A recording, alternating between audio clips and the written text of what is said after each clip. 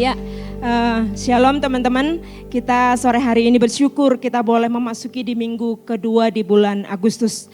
Kalau di minggu yang pertama atau mungkin kita flashback kembali di bulan yang lalu ya, kita belajar cukup berat gitu ya tentang bagaimana kekristenan kita saat kita tidak bertumbuh, saat kita tidak berakar dan bertumbuh dan berbuah di dalam Tuhan, maka kita akan diobang-ambingkan oleh pengajaran-pengajaran yang sesat, pengajaran-pengajaran yang menyimpang daripada firman Tuhan, pengajaran-pengajaran yang sesungguhnya kalau kita berakar, bertumbuh dan berbuah di dalam Tuhan, pengajaran seperti apapun yang lewat di mata kita, yang lewat di telinga kita, yang mungkin setiap hari kita hadapin, enggak akan membuat kita goyah, enggak akan membuat kita bingung, enggak akan membuat kita jadi ikut arus gitu ya, kemana saya akan melangkah gitu ya. Karena kita sudah berakar dan kita bertumbuh di dalam Tuhan. Nah, kalau minggu lalu Ibu Gembala sudah sampaikan kepada kita untuk kita sebagai anak-anak Tuhan, sebagai orang-orang Kristen, sebagai orang-orang yang percaya bahwa kita harus berakar kuat di dalam Tuhan supaya iman kita bisa bertumbuh. Dan bicara tentang berakar gitu ya, itu tentunya sesuatu yang minggu lalu kita boleh katakan, Ibu Gembala boleh katakan bahwa kita harus terus tertanam di dalam Tuhan gitu ya. Supaya akar kita itu terus menembus ke bawah. Dan sehingga ketika kita mengalami pertumbuhan, pertumbuhan kita itu bisa kuat, pertumbuhan kita bisa kuat. Nah, kita belajar sore hari ini satu tema yaitu grow. Bertumbuh, bicara bertumbuh saudara, teman-teman gitu ya. Mungkin background dari ini tuh saya terkesan dengan filosofi bambu ya. Dari bambu ini kita bisa belajar ketika 4 tahun pertama bambu itu mau disiram, mau dia dirawat setiap hari, mau dijungkir balik, dipupuk gitu ya. Tumbuhnya itu enggak seberapa, hanya beberapa senti saja mungkin gitu, kayak rasanya ini pohon, ini tumbuhan bener gak sih hidup gitu ya. Kalau gak sabar mungkin udah aja dipangkas mati. Ternyata gitu ya, selama 4 tahun pertama dia itu memperkuat akarnya gitu ya. Benar-benar mengakar ke dalam dan sampai dia kuat gitu ya. Dan ketika selesai 4 tahun atau 4 tahun berikutnya gitu ya, di atas 4 tahun kemudian dia mengalami pertumbuhan yang sangat pesat. Bahkan pengalaman saya gitu ya, di pohon bambu ini gitu ya, karena saya dari kampung gitu ya. Di belakang rumah nenek saya tuh ada pohon-pohon bambu yang cukup lebat gitu ya. Ketika angin datang, ketika topan datang, ketika badai datang, bambu itu dia kayak mengkelung gitu ya. Dia merunduk dan dia menahan angin itu dan dia tidak tergoyahkan gitu. Dan tentunya pohon bambu ini bertumbuh dia tidak sendirian, enggak nganceling gitu ya, tumbuh satu gitu ya. Bahkan ketika dia sudah bertumbuh pun tumbuh tunas-tunas yang baru gitu ya. Dan dia terus bertumbuh berdampingan gitu, enggak seorang diri. Nah itulah yang membuat pertumbuhan, membuat bambu-bambu ini kuat menahan badai, kuat menahan angin, kuat menghadap topan. Nah begitupun Tuhan gambarkan di dalam kehidupan kita anak-anak Tuhan, orang-orang percaya di dalam Tuhan bahwa kehidupan kita itu bisa bertumbuh kalau kita bersama-sama bertumbuh. Dan ini adalah tempat, ini adalah komunitas yang baik untuk kita boleh bertumbuh bersama-sama. Nah, kita belajar bagaimana sebuah pertumbuhan ya. Namanya bertumbuh itu berarti minggu lalu teasernya di spill ya. Bertumbuh itu seperti apa sih menurut kamu gitu ya. Menurut teman-teman seperti apa? Ada yang bilang maju terus ke depan, ada yang bilang terus belajar. Bertumbuh itu ke atas bukan ke samping. Kalau ke samping itu apa? Berkembang gitu ya. Jadi pendapat-pendapat yang menurut saya juga cukup bagus.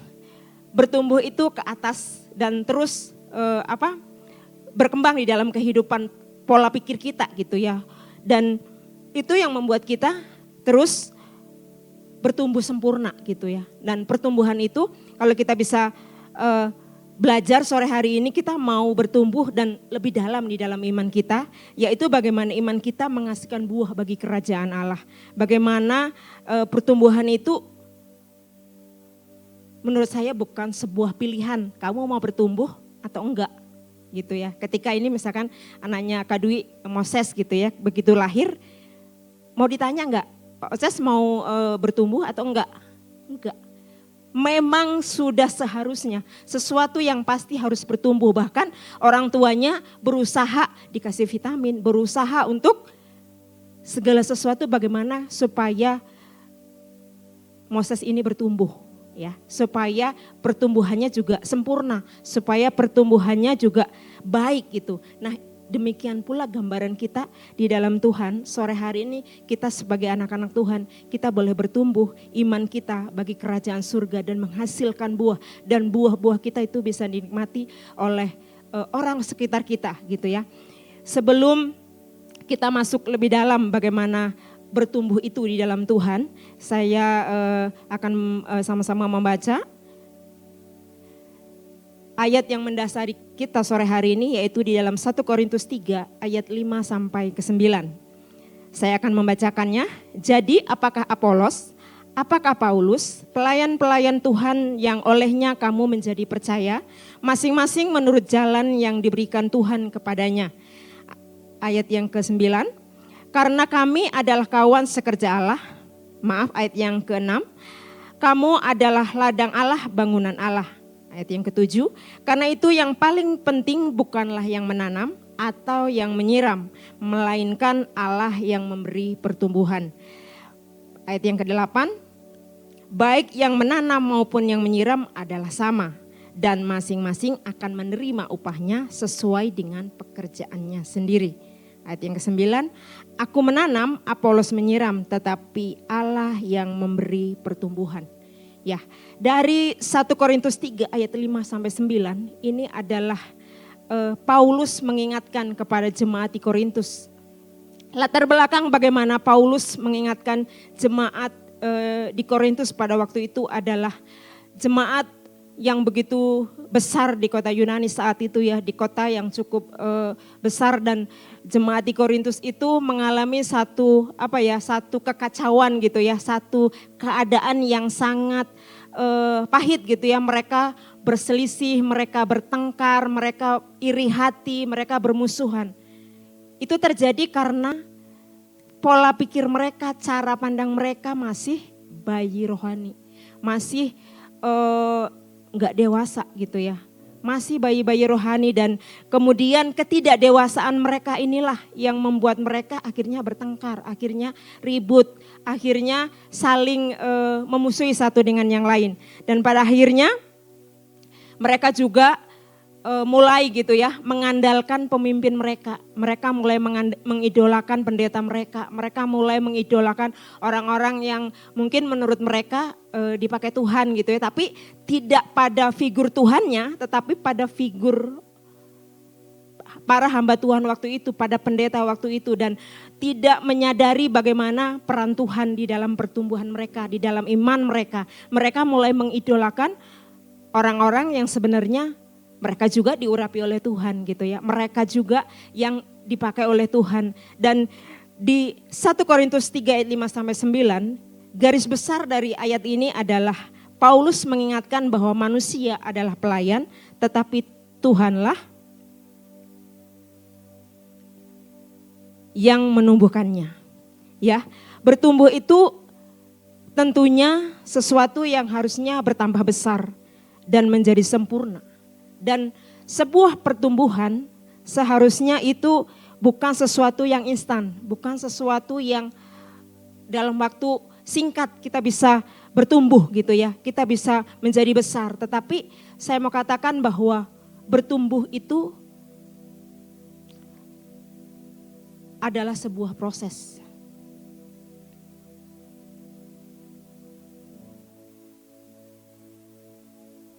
Baik, boleh dibantu.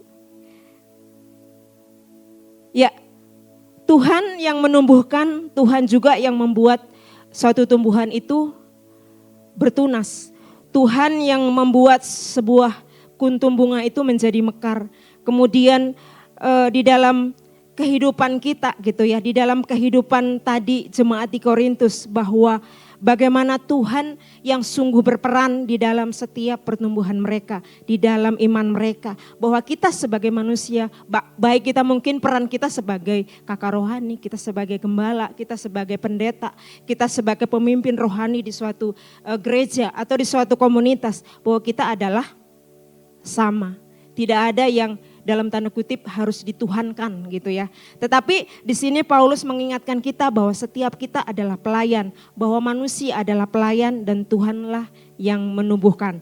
Nah, bicara bahwa bertumbuh itu adalah proses, saya mau bilang bahwa bertumbuh itu harus disengaja.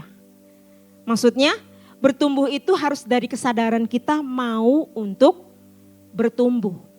Kalau kita nggak mau bertumbuh, ya misalkan kita nih gitu ya sebagai secara jasmani gitu ya, kita nggak mau makan gitu ya, kita nggak mau minum gitu, kira-kira sakit terus udah gitu, udah game over kan, nggak bertumbuh kan gitu. Jadi secara jasmani gitu. Nah demikian pun sebetulnya gitu ya, di dalam kehidupan rohani kita, bahwa bertumbuh itu harus disengaja. Bahwa bertumbuh itu perlu kita yang mengusahakan gitu, mau nggak kita untuk bertumbuh. Dan itu bisa dikatakan bahwa bertumbuh itu mau nggak terlepas dari sebuah proses dari kehidupan kita.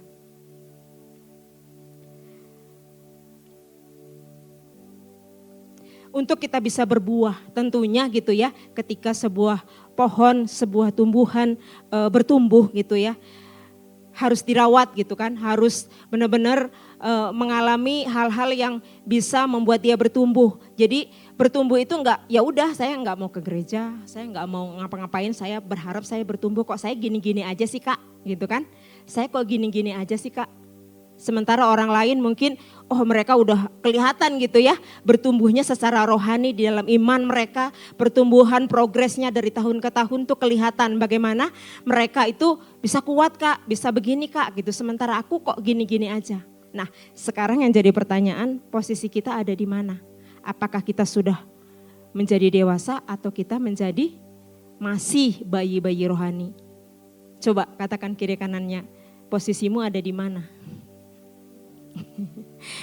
Iya, oke. Tentunya jawaban yang harusnya terjadi adalah saya sudah ada di posisi yang dewasa rohani. Sehingga kita sudah siap untuk bertumbuh, kita siap untuk berproses bersama Tuhan. Seperti tadi Paulus ingatkan bahwa di dalam pertumbuhan itu ada proses gitu ya. Bahwa di dalam pertumbuhan itu ada proses, di dalam proses itu Tuhan yang berperan, Tuhan yang nggak usah takut gitu ya. Tadi lagu nggak usah takut melangkah, nggak usah takut untuk kita boleh bertumbuh, nggak usah takut untuk kita, wah nanti saya kalau begini nanti wah nggak enak gitu ya, posisi saya nggak nyaman lagi nanti ketika saya banyak nanti terus dijadwal terus di gereja gitu ya, jadi WL, jadi singer gitu, wah nanti saya terus nanti enggak gitu ya. Jadi nggak perlu takut itu, tapi percayalah bahwa Tuhan yang berperan atas semua pertumbuhan kita. Dan kalau kita boleh ada sampai di titik ini, percayalah bahwa setiap kita harus mengalami kedewasaan rohani itu dalam kehidupan kita. Dan kemudian kita bisa belajar bahwa Tuhan itu enggak menjanjikan gitu ya di dalam pertumbuhan kita gitu, untuk kita menjadi dewasa rohani, untuk kita menjadi serupa dengan Kristus dan semakin berbuah di dalam kehidupan kita. Tuhan enggak pernah janji jalannya mulus, Tuhan enggak pernah janji jalannya mudah, Tuhan enggak pernah janji jalannya enak gitu ya. Tapi Tuhan berjanji bahwa dia selalu menyertai kita, bahwa dia akan terus berperan di dalam proses itu, di dalam kehidupan kita. Dan setiap kita gitu ya, teman-teman boleh terus percaya bahwa di saat kita merasa lemah gitu ya, untuk kayaknya mau bertumbuh pun susah gitu ya, kayaknya mau bertumbuh pun nyaman, boro-boro Kak gitu ya, hidup saya aja berat gitu ya. Enggak saudara, enggak teman-teman ya gitu ya. Jadi pertumbuhan itu harus terus diusahakan, harus terus disengaja dari hidup kita, harus ada gregetnya, harus mau gitu ya, untuk terus kita berubah, terus kita berprogres di dalam kehidupan kita, di dalam setiap proses-proses kehidupan kita. Nah, saya sangat diberkati oleh satu kutipan ya dari Max Lucado. Max Lucado berkata bahwa God never said that the journey will be easy, but He did say that the arrival will you worthwhile. Jadi Tuhan tidak pernah berkata bahwa perjalanan hidup kita akan mudah, tapi Dia berjanji pada saat kita tiba, kita akan merasa bahwa semuanya itu layak, gitu ya. Maksudnya ketika kita di dalam proses kehidupan kita bertumbuh, di dalam proses kita bertumbuh, kemana Tuhan akan bawa kita, tentunya itu enggak mudah, tentunya itu enggak mengenakan secara daging kita. Tentunya itu membuat kita mungkin akan merasa berat banget rasanya gitu ya, untuk terus berproses, untuk terus bertumbuh, untuk kita bisa menghasilkan buah. Jadi orang Kristen ini kok susah banget sih Kak, harus ini, harus itu, harus bertumbuh, harus berbuah, ya gitu. Jadi jadikanlah itu seharusnya gitu ya, proses itu sesuatu yang membuat kita menyukainya. Karena dari kutipan ini mengingatkan kita bahwa Tuhan gak pernah berjanji memang gitu ya, perjalanan kita akan mudah. Tapi ketika kita sudah ada di dalam posisi nanti kita bertumbuh, kita sudah berprogres di sana, kita tiba di satu tempat yang memang kita mau kita capai di sana, kita akan mengatakan bahwa itu sepadan dengan apa yang sudah kita lewati. Itu sepadan dengan apa yang sudah saya korbankan selama ini. Mungkin waktu kita, mungkin hidup kita, mungkin keluarga kita, mungkin orang-orang terdekat kita. Kita harus mengejar itu gitu ya. Tetapi percayalah bahwa Tuhan sekali lagi tadi di dalam 1 Korintus tadi 3 ayat 5-9 menjelaskan seperti Paulus bahwa peran Tuhan sangat penting di dalam pertumbuhan kita.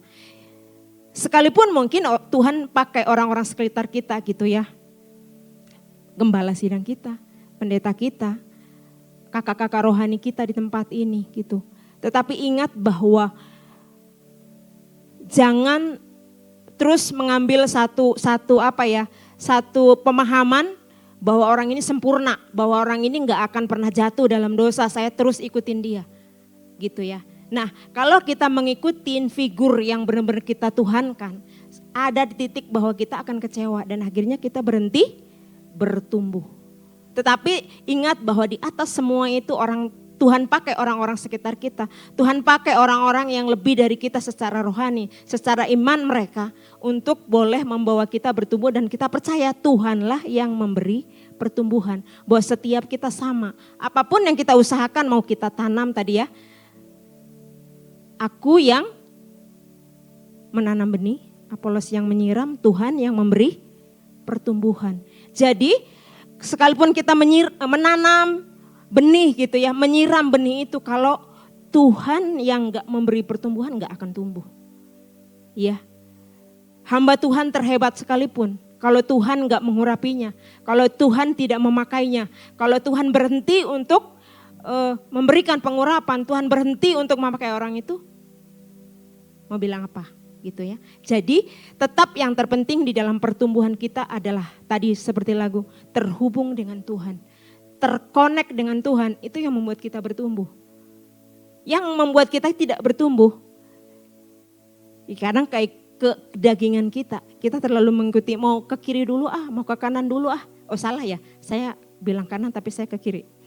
Jadi kita ke distract gitu ya, dengan hal-hal yang mungkin ada di depan kita, mengganggu kita gitu ya, yang lewat di depan kita dan kita gak fokus sama pribadi yang berperan di dalam pertumbuhan kita. Dan itu yang seringkali membuat kita tidak bertumbuh di dalam Tuhan. Bila kita mencapai suatu ujung jalan kehidupan nanti, kita mendapatkan pertumbuhan itu tentunya, yaitu tadi saya bilang tidak gampang, tidak mudah. Kita berproses dan ketika sampai kepada titik yang kita mau, yang Tuhan mau dan kehendaki, tentu kita harus berjuang. Nah tentunya di dalam kita berjuang gitu ya, rasanya hidup ini tuh memang berat gitu ya.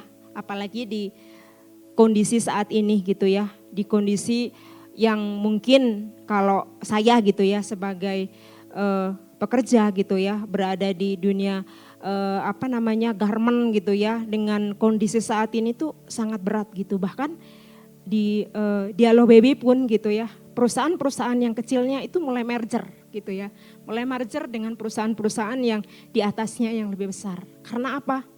Ya secara keuangan, secara finansialnya itu udah mulai terasa berat, biaya terlalu besar dan penjualan itu sangat-sangat berat gitu ya. Bahkan berbagai ya Koyas pernah cerita gitu ya, bagaimana Indra gitu ya sharing bahwa dunia marketing saat ini tuh harus benar-benar cerdik, harus benar-benar cepat mengikuti perkembangan itu harus gitu ya. Karena kalau enggak ya itu tadi, penjualan melempem dan sangat-sangat berat gitu ya.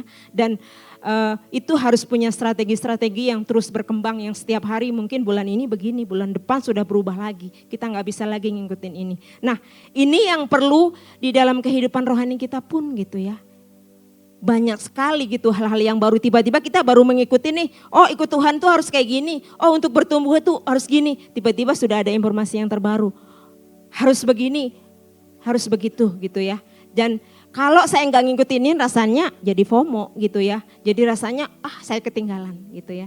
Tetapi inilah yang memang harus kita lakukan. Tetapi kalau kita berakar kuat di dalam Tuhan, kita bertumbuh, saya yakin kita bisa terus bertahan, kita terus berproses di dalam pertumbuhan rohani kita sampai kita boleh menghasilkan buah di dalam kehidupan kita. Dan mungkin ketika kita di dalam proses pertumbuhan kita itu rasanya nggak enak gitu ya, rasanya memang berat. Tapi percayalah bahwa saya mau katakan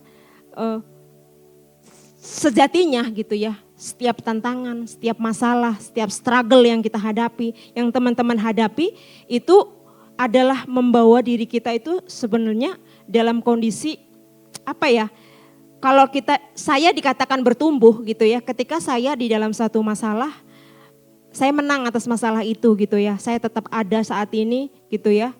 Ya saya mau bilang masalahnya bukan gak ada gitu ya. Berat banget gitu. Masalahnya banyak banget gitu ya. Mungkin kalau saya ceritakan juga gak akan habis semalam gitu ya. Tapi percaya bahwa di setiap pertumbuhan, di setiap proses yang begitu berat gitu ya. Tuhan tuh membawa kita bertumbuh, membawa saya kepada pemahaman demi pemahaman baru gitu ya. Yang mungkin ini toh maksudnya Tuhan gitu ya. Kemarin tuh kayak gini nih gitu ya. Jadi secara pola pikir kita, secara pengetahuan kita, knowledge kita berubah. Ketika untuk ikut Tuhan, ketika Tuhan proses di dalam tantangan itu, di dalam pertentangan hidup kita gitu ya. Di dalam setiap struggle kita tuh Tuhan buat kita mengerti, ini ya maksudnya Tuhan. Disitulah kita bertumbuh di dalam pola pikir kita. Di dalam pola kita menghadapi sesuatu masalah sudah berubah, nggak sama dengan kemarin. Kalau kemarin ketika saya disindir oleh Agnes gitu ya, saya tersinggung. Saya marah, ketemu Agnes buang muka gitu ya. Tapi ketika saya sudah berubah, ternyata maksudnya Agnes tuh bercanda sama saya. Gitu ya, ketika suatu saat ternyata Agnes tuh orang gini, ternyata easy going gitu ya, ternyata orangnya candaan. Ya udah saya percuma dong saya sakit hati, percuma dong saya tersinggung. Ya udah, kedepannya saya mau balik bully saya mau balik candain gitu ya. Itu berarti pola pikir saya sudah berubah tentang Agnes, berarti dia nggak nyinggung saya, maksudnya bercanda, maksudnya mau mengakrabkan diri gitu. Jadi itu hal-hal kecil gitu ya di dalam pertumbuhan iman kita. Kalau mungkin kemarin kita ketika teman gitu ya di dalam mungkin komunitas gitu, di dalam komsel gitu ya, mungkin ada yang menyinggung kita atau nggak sengaja, kemarin saya nggak disapa di gereja gitu ya, di komsel aja sharing bla bla bla bla gitu ya, ketemu saya dilambaikan tangan juga enggak nyapa dia gitu, enggak noleh gitu ya. Nah, tapi ketika pemahaman kita benar, ya mungkin orang itu lagi punya masalah, mungkin dia lagi enggak fokus atau mungkin dia lagi memang enggak memperhatikan kita, jadi enggak nyapa kita. Nah, pemahaman yang seperti itu, pola pikir yang seperti itu menandakan bahwa kita bertumbuh. Tapi kalau kita masih bayi rohani ya itu, tersinggung terus, sedikit-sedikit ngambek gitu ya. Udah ditegur sama kakak rohaninya, merasa bahwa itu sesuatu yang keras gitu. Ah, kakak nggak sayang lagi sama aku, katanya gitu ya. Kakak nggak lagi perhatiin aku gitu. Ternyata walaupun itu mungkin kata-katanya nggak enak, sebenarnya untuk merubah kita, untuk menegur kita, untuk memperbaiki kita. Itu kalau kita sungguh-sungguh mau bertumbuh, tanda bahwa kita sudah dewasa rohani. Dan kita perlu uji dalam diri kita gitu ya masing-masing. Apakah kita masih bayi rohani sekali lagi atau kita sudah mengalami kedewasaan di dalam Tuhan. Karena pertumbuhan diperlukan kedewasaan. Pertumbuhan diperlukan kedewasaan kita di dalam kita menghadapi setiap masalah-masalah yang ada. Kalau bayi rohani ya itu ketika dia lapar ngek nangis ya. Ada satu statement ya kalau udah dewasa kalau lapar ya makan. Kalau capek ya istirahat, kalau ngantuk ya tidur gitu, nggak usah banyak-banyak gitu ya, nggak usah banyak ngeluhnya, itu yang dewasa gitu ya, itu hanya guyonan aja, nggak gitu juga ya gitu, nggak apa-apa ngeluh sama Sarah saya lagi capek, ya udah istirahat aja nggak usah dijadwal ya. Gitu. Jadi itu sebuah contoh bahwa kedewasaan di dalam kehidupan kita itu harus terus bertumbuh di dalam Tuhan. Terus bangun diri kita di dalam pemahaman-pemahaman yang baru, di dalam konsep-konsep yang baru bersama Tuhan gitu ya. Memang gak enak gitu ya. Saya juga diberkati oleh satu kutipan dari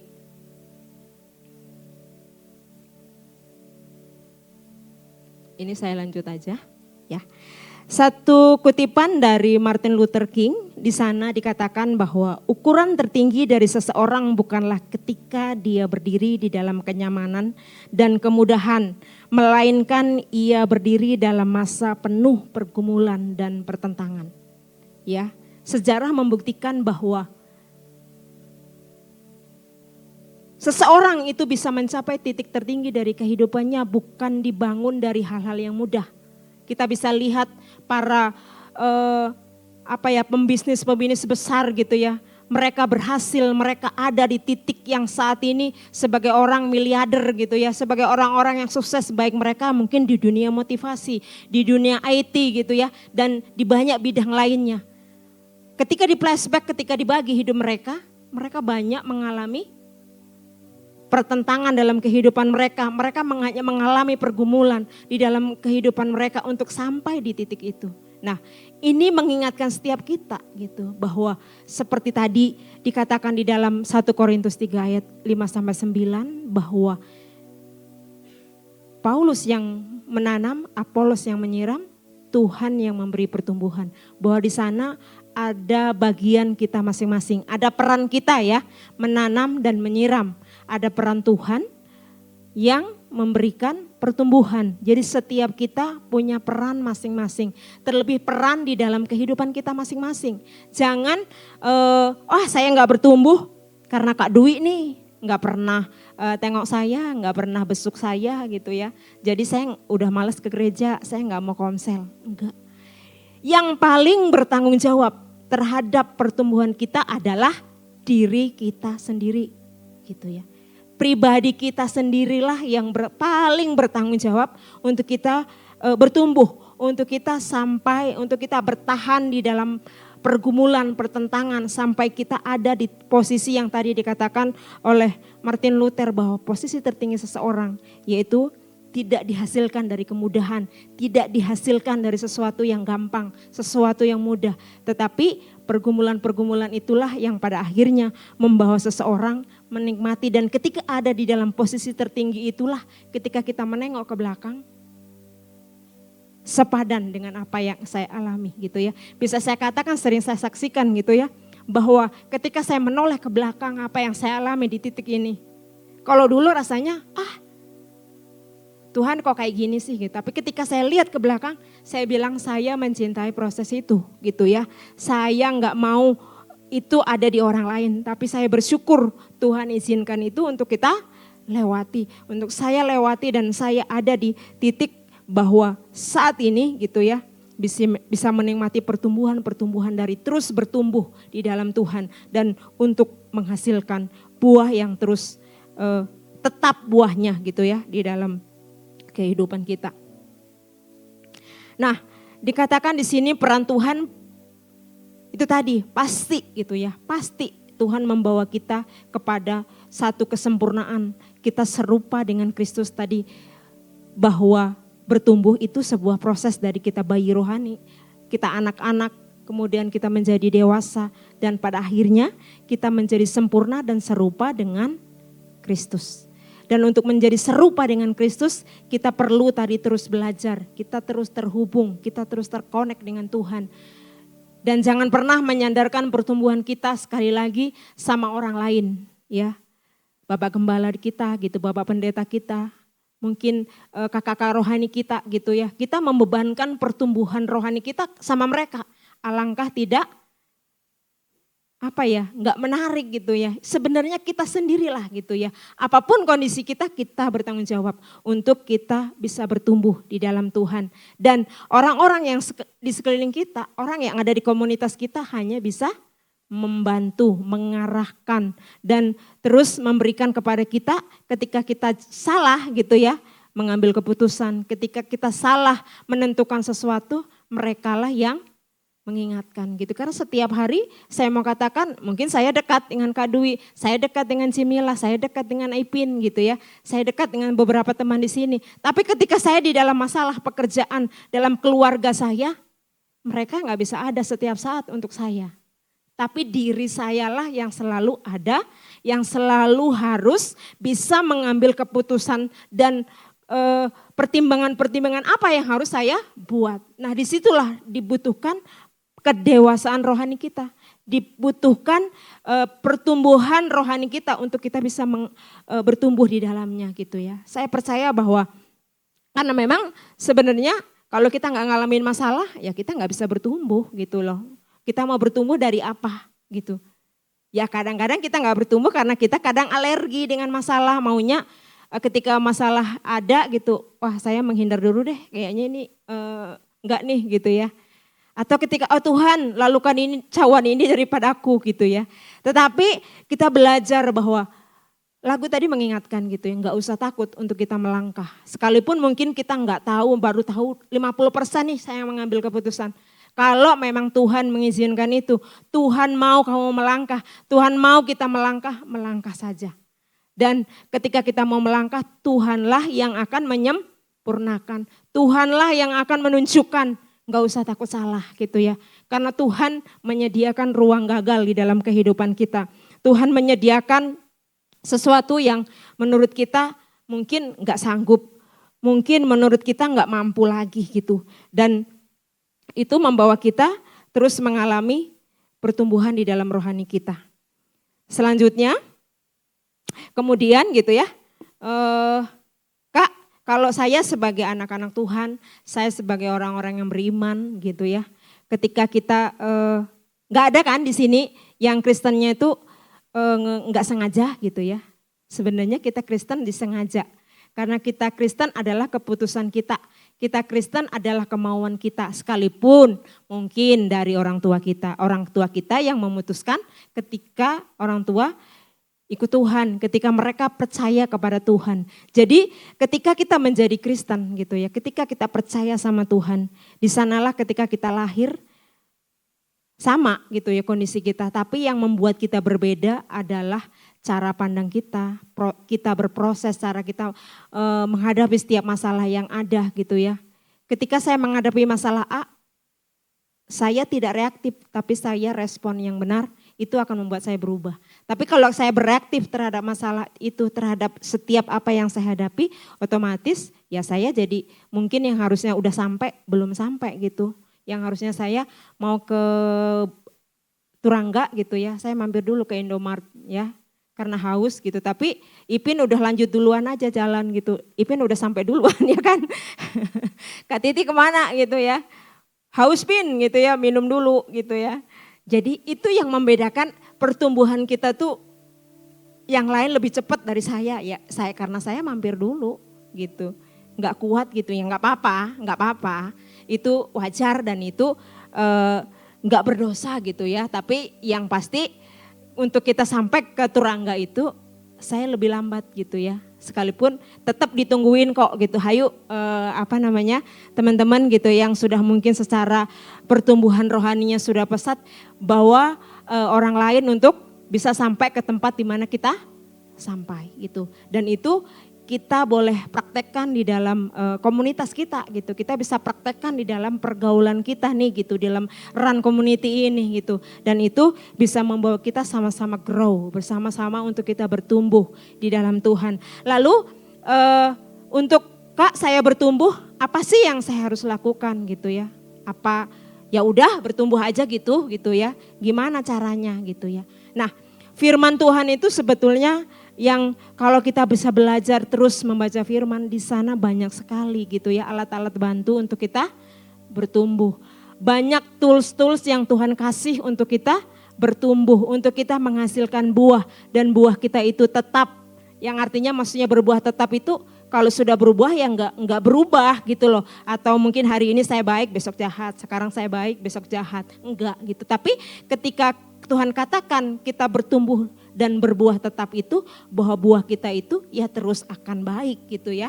Dan itu yang membawa setiap kita anak-anak Tuhan ya terus semakin disempurnakan di dalam kebaikan itu, di dalam karakter-karakter kehidupan kita gitu ya. Dan dikatakan bahwa saya di sini ada 3 tool atau alat bantu untuk kita bisa bertumbuh di dalam Tuhan. Ya, yang pertama itu adalah Alkitab memberikan tool kepada kita untuk kita bisa bertumbuh, itu adalah di dalam yang tadi saya sudah sempat katakan, 1 masalah, tantangan, penderitaan dalam hidup.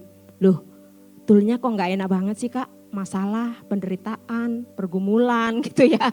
Untuk kita bertumbuh kok toolnya, alat bantunya itu iya mau gak mau, pilihannya memang ini gitu ya. Pilihannya memang itulah yang membuat kita berproses gitu, bertumbuh. Coba kita ingat gitu ya, ketika orang yang tadi gitu ya, berproses di dalam hidupnya, kita ada di dalam tantangan atau masalah gitu ya.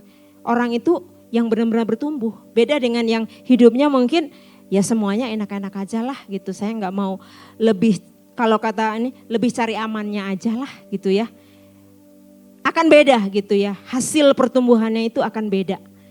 Nah, terkadang memang dan sejarah membuktikan bahwa masalah, penderitaan itu kalau kita terima dengan baik, itu membawa kita bertumbuh, membawa kita berubah secara karakter kita di dalam Tuhan, di dalam iman kita gitu ya. Beberapa waktu yang lalu gitu ya, ada satu teman gitu ya. Mungkin selama ini ketika dia sharingnya, saya terlalu percaya diri jadi anak Tuhan. Sebenarnya bagus ya, rasa percaya diri bahwa kita sanggup, kita mampu gitu ya, karena Tuhan yang memberi kekuatan. Tapi lama-lama mungkin merasa ketika sesuatu itu, saya yakin dengan bahwa ini akan berhasil gitu ya. Dan satu teman rohani ini tuh mengambil sebuah keputusan untuk dia pindah pekerjaan gitu ya, ganti tempat pekerjaan gitu ya, karena satu dan lain hal yang memang harus diputuskan, harus berganti di tempat yang lain gitu ya, enggak di sini lagi gitu. Tapi semuanya itu sudah diatur, semuanya sudah dikonsep gitu ya, bahwa ketika dia sudah resign dari tempat ini, dia udah pasti akan diterima di tempat yang satu, di tempat yang baru. Lalu kemudian tiba saatnya gitu ya, tinggal beberapa hari akan selesai gitu ya di tempat yang lama. Kemudian tempat yang barunya memberi kabar bahwa ternyata tidak ada lowongan atau ada sesuatu hal, jadi penerimaan orang baru ini ditunda, ditiadakan. Ya, jadi si teman rohani ini tuh merasa jadi panik dong gitu. Wah, saya nggak akan kerja lagi, saya dapat uang dari mana, saya membiayai ini dan itu dari mana gitu ya. Yang biasanya mungkin setiap bulan harus terima salary gitu ya, bisa mengcover semuanya gitu ya. Tapi tiba-tiba dibayangin bahwa nggak bisa bekerja, nggak diterima. Kemudian panik dan itu menurut saya wajar. Dia panik dan kemudian dia telepon saya gitu ya. Saya sebenarnya lagi meeting gitu ya. Saya keluar dari ruang meeting. Kenapa? Yaitu dia ceritakan bahwa ternyata tempat yang baru nggak menerima saya gitu. Dan ini kemudian ya kebaca sama saya kepanikannya gitu ya, panik banget gitu. Dan saya hanya menenangkan gitu dan saya bilang ya udah tenang aja. Mungkin ini ada maksud Tuhan, kamu istirahat dulu. Kalau nggak gini kan kamu tuh terlalu sibuk orangnya gitu ya, terlalu apa ya? Memang nggak ada istirahatnya gitu ya, sibuk gitu dan pada akhirnya kadang kelelahan gitu. Saya mau bilang, ya orang gila mana ya gitu, orang lagi panik gitu ya. Orang gila mana ya, orang lagi panik, cuman dijawab tenang aja gitu ya. Dan saya walaupun sebenarnya dalam hati, ya nanti gimana ya gitu ya. Sebagai orang yang diajak sharing itu juga khawatir, wah gimana ya, atau cariin dia, tapi gimana ini waktunya udah mepet gitu ya. Tapi berusaha untuk menenangkan, memberikan satu pengharapan gitu ya. Bahwa ini tuh waktu tenggang Tuhan, ngerti nggak? Kamu dikasih waktu tenggang Tuhan, udah istirahat, rawat diri aja deh. Bikin diri kamu misalkan glowing atau apa yang selama ini nggak sempat perawatan gitu kan. Nggak sempat ke salon gitu ya, nggak sempat luluran gitu, udah positif aja deh gitu. Dan pada akhirnya ya sudah gitu ya, itu dijalanin gitu. Dan akhirnya dari waktu ke waktu gitu ya, berusaha tetap gitu ya, tetap nggak menyerah dong ya gitu ya, cari pekerjaan lagi, melamar sana, melamar sini gitu. Dan pada akhirnya ketika dalam masa untuk mendapatkan yang pekerjaan yang baru ini, ada satu statement yang dari dia gitu ya, membuat saya juga sangat diberkati gitu. Ternyata Kak, aku selama ini orangnya sombong.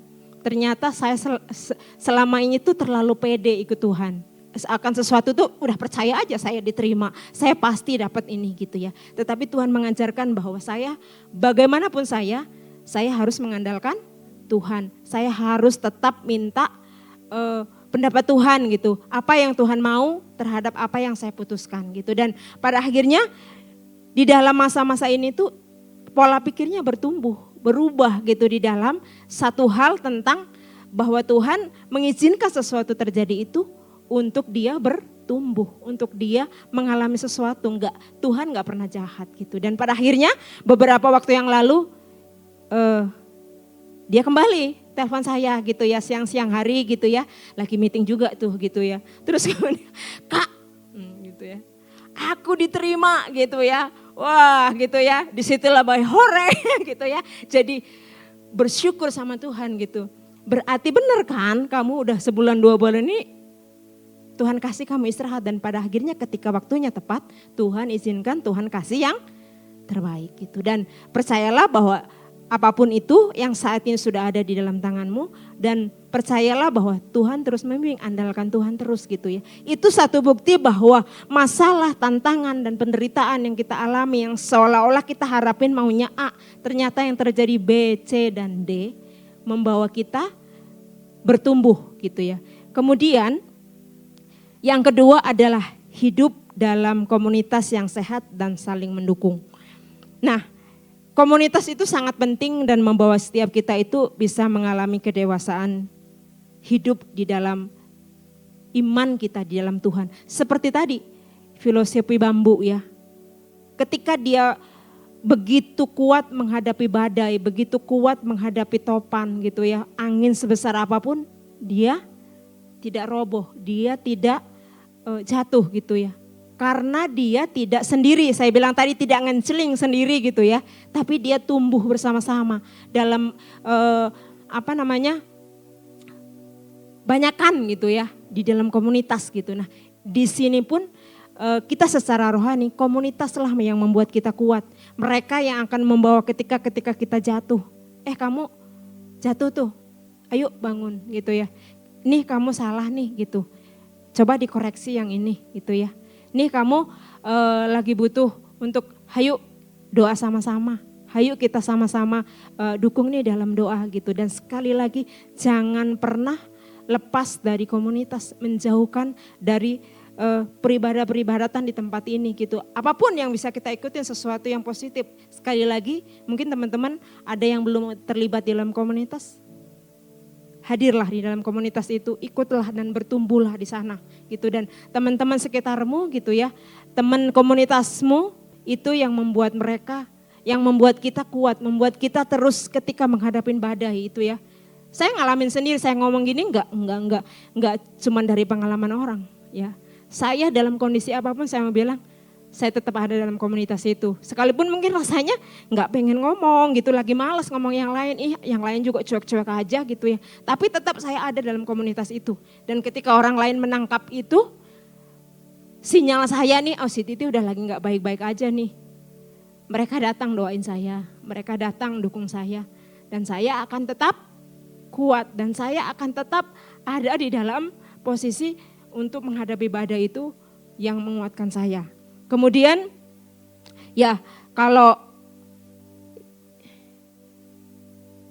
yang ketiganya itu adalah mengkonsumsi suplemen atau suplemen rohani atau vitamin rohani dalam kehidupan kita. Mungkin banyak ya. Kalau suplemen rohani itu ya kita saat teduh tiap hari, kita baca firman dalam kehidupan kita gitu setiap hari dan kita akan bertumbuh di sana. Apapun yang bisa membuat kita sehat secara rohani, lakukan itu gitu ya. Apalagi teman-teman masih muda, teman-teman masih punya energi yang cukup banyak untuk menyerap segala sesuatu vitamin-vitamin yang boleh menyehatkan rohani kita, lakukan itu gitu ya. Jangan malas-malas, jangan rasanya nggak mau gitu ya. Nanti saya mau bilang di usia yang mungkin kayak Kak Titi ini gitu menyesal gitu ya. Rasanya menyesal gitu. Menyesalnya udah banget menyesal gitu ya. Kalau aja gitu ya 20 tahun lalu saya begini, pasti saya sekarang sudah begitu gitu ya. Apa itu begini begitu ya, nanti kita sharing lagi ya. Jadi itu yang membuat kita, mungkin teman-teman juga kemarin ada yang hadir ya di workshopnya Frankie Kuncoro, ada yang tadi siang di rumah sebelah, di rumah sebelah ya. Itu bagus gitu ya, itu vitamin untuk rohani kita, itu vitamin untuk tubuh rohani kita. Bangun itu enggak apa-apa, yang penting ingat tetap setia kepada gereja lokalmu gitu ya. Jadi tetaplah lakukan itu enggak apa-apa, asal jangan membawa kita jadi salah kaprah gitu ya. Jadinya saya jadi mau pindah gereja, itu bukan sebuah pilihan gitu. Jadi lakukan itu enggak apa-apa untuk membuat kita, tubuh kita tetap sehat secara rohani ya kan. Kalau kita juga secara jasmani ini gitu ya, ada yang aduh gimana sih Kak biar glowing Kak gitu ya. Gimana sih saya biar kurus, gimana sih saya biar tetap langsing. Ya banyak hal gitu yang bisa dilakukan ya. Diet, ya olahraga, ya makan vitamin gitu ya. Atau beli skincare gitu, perawatan yang rajin. Banyak kan secara jasmani. Demikian pun secara rohani, banyak hal yang bisa kita lakukan. Sebagai vitamin, minumlah suplemen-suplemen itu untuk menyehatkan rohanimu gitu ya. Hal-hal yang baru mungkin secara sosial media, banyak hal yang sana bisa membangun kita, lakukan gitu. Tapi ingat, kita harus berakar kuat, bertumbuh supaya kita enggak diombang-ambingkan oleh pengajaran-pengajaran yang sesat. Pada akhirnya kita tetap bertumbuh dan kita sampai kepada kesempurnaan bersama dengan Kristus. Dan terakhir gitu ya, menghasilkan buah merupakan tanda bahwa suatu pohon itu hidup, bertumbuh dan sudah matang. Ya, jadi pada akhirnya kemana ketika kita bertumbuh Tuhan bawa kita? Yaitu tadi berbuah. Dan tanda sesuatu itu bertumbuh ya harus menghasilkan buah yang matang gitu ya. Dan itu boleh dinikmati oleh orang sekitar kita. Kita terus berubah, kita terus ya berubah gitu ya. Enggak percuma gitu, dan itu enggak akan sia-sia, dan itu akan membawa kita boleh mengalami sesuatu pertumbuhan yang sempurna dalam iman kita.